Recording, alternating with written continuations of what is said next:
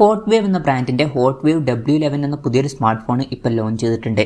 ഇതൊരു rugged smart ഫോണാണ്. അതുപോലെ തന്നെ ഇൻട്രസ്റ്റിംഗ് ആയിട്ടുള്ള പല ഫീച്ചേഴ്സും ഈ ഒരു സ്മാർട്ട് ഫോണിൽ വരുന്നുണ്ട്. ഈ ഒരു വീഡിയോയിൽ നമ്മൾ നോക്കാൻ പോകുന്നത് ഹോട്ട് വേവ് W11 എന്നുള്ള സ്മാർട്ട് ഫോണിനെ പറ്റിയിട്ടാണ്.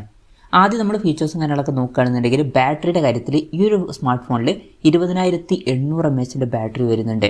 അപ്പം വളരെ കൂടിയൊരു ബാറ്ററി കപ്പാസിറ്റിയാണ് ഇതിൽ വരുന്നത്. സാധാരണ ഫോണുകളിൽ 5000 അല്ലാന്നുണ്ടെങ്കിൽ 6000 mAh ബാറ്ററിക്കാണ് മാക്സിമം വരാറ്. എന്നാൽ ഈ ഒരു ഫോണിൽ 20,800 mAh ബാറ്ററി വരുന്നുണ്ട്. വളരെ കൂടിയ ഒരു ബാറ്ററി കപ്പാസിറ്റി കൊടുത്തിട്ടുണ്ട്. അതുമാത്രമല്ല 33 വാട്ടിൻ്റെ ഫാസ്റ്റ് ചാർജിങ് സപ്പോർട്ടും ഇതിൽ വരുന്നുണ്ട്. നല്ലൊരു ചാർജിങ് സ്പീഡ് തന്നെയാണ്.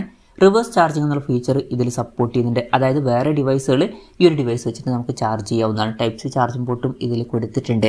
പിന്നെ ഈ ഒരു ഫോണിൽ 280 ലൂമിൻ്റെ ഒരു LED ലൈറ്റ് കൊടുത്തിട്ടുണ്ട്. അപ്പോൾ നല്ല ബ്രൈറ്റ് ആയിട്ടുള്ള ഒരു LED ലൈറ്റ് ഈ ഫോണിൻ്റെ ബാക്കിൽ വരുന്നുണ്ട്. അതും ഇൻട്രസ്റ്റിംഗ് ആയിട്ടുള്ള ഒരു കാര്യം തന്നെയാണ്. പിന്നെ IP68 അതുപോലെ തന്നെ 69K റേറ്റിംഗ് കാര്യങ്ങളൊക്കെ ഇതിൽ സപ്പോർട്ട് ചെയ്യുന്നുണ്ട്.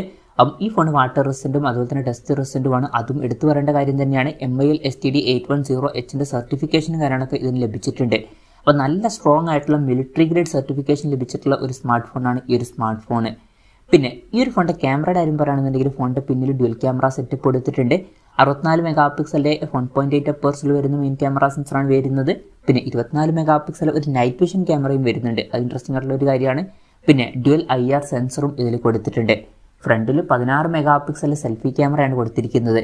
പിന്നെ പ്രോസസ്സറിൻ്റെ കാര്യം പറയുകയാണെന്നുണ്ടെങ്കിൽ MediaTek MT8788 എന്ന പ്രോസസ്സറാണ് കൊടുത്തിരിക്കുന്നത്.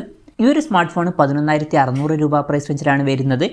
ആ ഒരു പ്രൈസ് റേഞ്ചിൽ ഇത് തരക്കേടില്ലാത്തൊരു പ്രോസസ്സറാണ് എന്ന് പറയാവുന്നതാണ്. 5G സപ്പോർട്ടൊന്നുമില്ല, മാക്സിമം 4G സപ്പോർട്ടാണ് ഇതിൽ വരുന്നത്. പിന്നെ ഈ ഫോണിൽ 6GB റാമും 256GB ഇൻറ്റേർണലും കൊടുത്തിട്ടുണ്ട്.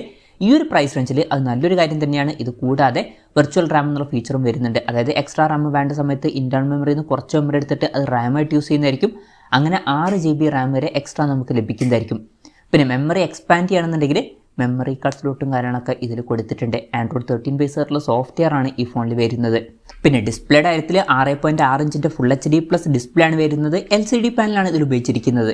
പഞ്ചോൾ ഡിസൈൻ കൊടുത്തിട്ടില്ല. വാട്ടർ ഡ്രോപ്പ് നോച്ച് ഡിസൈനിലെ നോച്ചേ വരുന്നുള്ളൂ. പഞ്ചോൾ ഡിസൈൻ ഉണ്ടായിരുന്നെങ്കിൽ കുറച്ചും കൂടി നന്നായേനെ.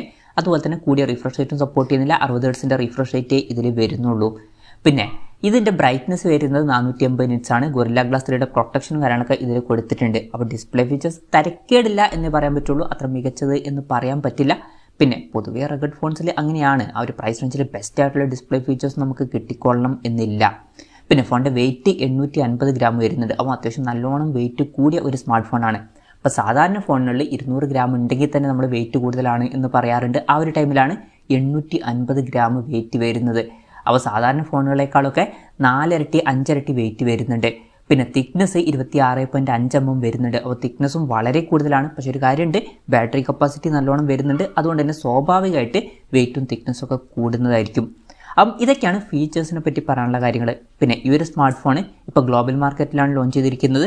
$139.99 എന്ന പ്രൈസിങ്ങിലാണ് ഈ ഫോൺ ലോഞ്ച് ചെയ്തിരിക്കുന്നത്. അതായത് 11,600 രൂപ പ്രൈസ് റേഞ്ചിൽ. പക്ഷേ അലി എക്സ്പ്രസ്സിൽ ഇന്ത്യൻ പ്രൈസിംഗ് ആയിട്ട് കാണിക്കുന്നത് 18,000 രൂപ പ്രൈസ് റേഞ്ചിലാണ്. ആ ഒരു പ്രൈസ് റേഞ്ചിലൊക്കെ ഈ ഫീച്ചേഴ്സ് എങ്ങനെയുണ്ട് എന്ന് വെച്ചാൽ ചില ഇൻട്രസ്റ്റിംഗ് ആയിട്ടുള്ള ഫീച്ചേഴ്സ് വരുന്നുണ്ട്. നല്ല സ്ട്രോങ് ആയിട്ടുള്ള ബിൽഡ് ക്വാളിറ്റിയുമായിട്ട് വരുന്ന ഒരു സ്മാർട്ട് ഫോണാണ് ഈ ഒരു സ്മാർട്ട് ഫോൺ. അതുപോലെ തന്നെ വളരെ മികച്ചൊരു ബാറ്ററി കപ്പാസിറ്റിയും ഇതിൽ വരുന്നുണ്ട്. പിന്നെ നല്ല പവർഫുൾ ആയിട്ടുള്ള ഒരു LED ലൈറ്റും കാര്യങ്ങളൊക്കെ ഇതിൽ വരുന്നുണ്ട്. നൈറ്റ് വിഷൻ ക്യാമറയും ഇതിൽ കൊടുത്തിട്ടുണ്ട്. പക്ഷേ ബാക്കി ഫീച്ചേഴ്സ് അത്ര മികച്ചതാണ് എന്ന് പറയാൻ പറ്റില്ല. അപ്പം ഇതുപോലുള്ള ഫീച്ചേഴ്സൊക്കെയാണ് നിങ്ങൾ നോക്കുന്നത് എന്നുണ്ടെങ്കിൽ കൺസിഡർ ചെയ്യാൻ പറ്റിയിട്ടുള്ള ഒരു ഫോണാണ് എന്നൊക്കെ പറയാവുന്നതാണ്.